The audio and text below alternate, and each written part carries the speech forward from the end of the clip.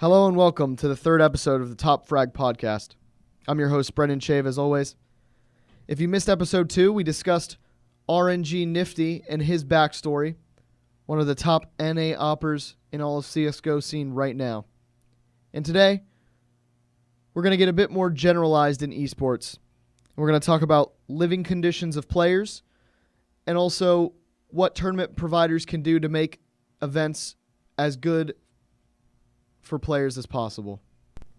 So as a lot of you have probably known or seen on Twitter, many pro players are coming out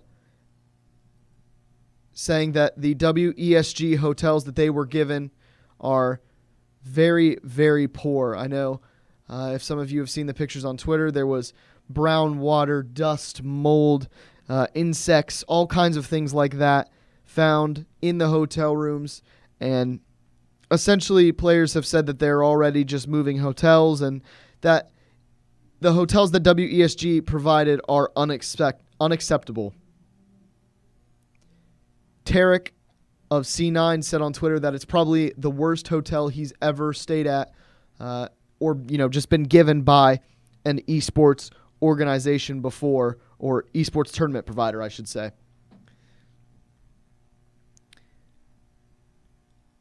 A lot of people have kind of started making it a big deal with the living conditions of players in CSGO. I know I made a video on this previously talking about kind of the future of esports team houses and things like that. And for me,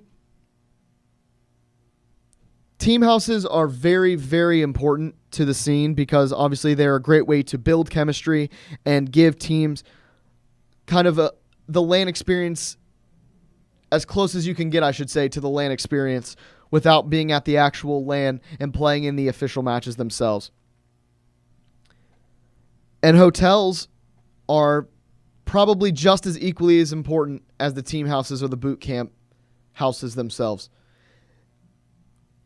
CSGO players in the current market with the oversaturation of tournaments the way we have now live in hotels for their job. I mean, they are traveling, playing tournaments, 2-3 tournaments a month, maybe even all 4 weeks of a month they have a tournament to play. This means that the majority of their time is spent traveling and living not in their own home or in their own organization's team house, but actually living in hotel rooms or on the road. This means that when these players do get to these hotel rooms and that they do travel to the events that these tournament providers are hosting, that one, they can and should expect that the hotels are in very good condition because, again, they are the stars of the show, for example. If Tom Cruise is coming to film a movie, you wouldn't give Tom Cruise a shitty hotel. You'd give Tom Cruise the suite. I'm not saying CSGO players are on the level of Tom Cruise or even deserve a suite, but they deserve a little bit better than mold and dirty water in their hotels. At the very least, they deserve a clean hotel. It's pretty unbelievable to me that a top tournament provider like WESG completely overlooked the fact that these hotels were in such poor condition. And I guess that kind of leads into the question of, did they know that it was, or did they simply make an error? It feels like WESG may have undervalued the players. I mean, I think it's pretty obvious that they undervalued them. But I guess the true question is did they undervalue them on purpose? Or was this a one-time accident that won't happen again? I think it's pretty hard to say for sure. I think there's definitely a lot of questions still to be answered about WESG. I mean, in the past, they've had pretty good events. And I think the event itself should be very, very good. But it's very concerning to see that they have kind of faltered in providing the players with a good living space and the ability to, live and compete and practice in great condition. Because ultimately it will affect the outcome of the tournament in some ways. But I don't want to just put the blame on WESG. I do want to kind of spread out all of the blame and all of the criticism in general to turning this episode into a way that I can speak on how I feel players should be treated in the current climate of CSGO. I know ESL and MLG are two good examples of companies who have done a great job at providing all the players with the necessary materials to compete, whether that is great hotels or practice rooms or even things as simple as having food and water in the player break lounge. I mean, these are all, for me, at points now where they have to be necessities at events.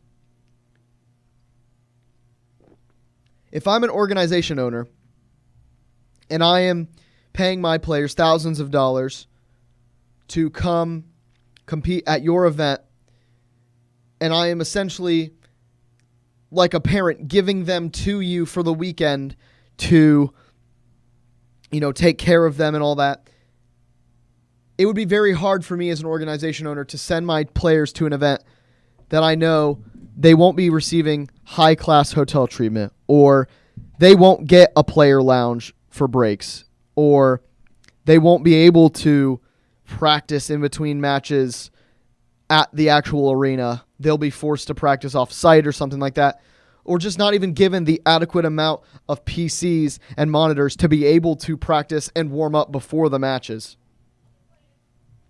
I mean, that's super concerning to me. You would never see players lose something like that in a professional sport. And I realize esports, maybe not necessarily at the peak that some of these, top 5 American sports, for example, are at. But I think the viewership obviously is getting there. The concurrent viewership is definitely getting there at some points. I mean, you look at the last CSGO major, it was one of the highest viewed sporting events just in general for recent time. But it's very interesting to me to see that these organizations just continue to falter when providing for players. I hope that we can one day get to the point where players are looked at as kind of superstars, things like that. And I think they are to a certain degree now, but I think we still have a long way to go before we are fully embraced in the esports scene as superstars or talent, like a Tom Cruise actor style, or like a Tom Brady or something like that.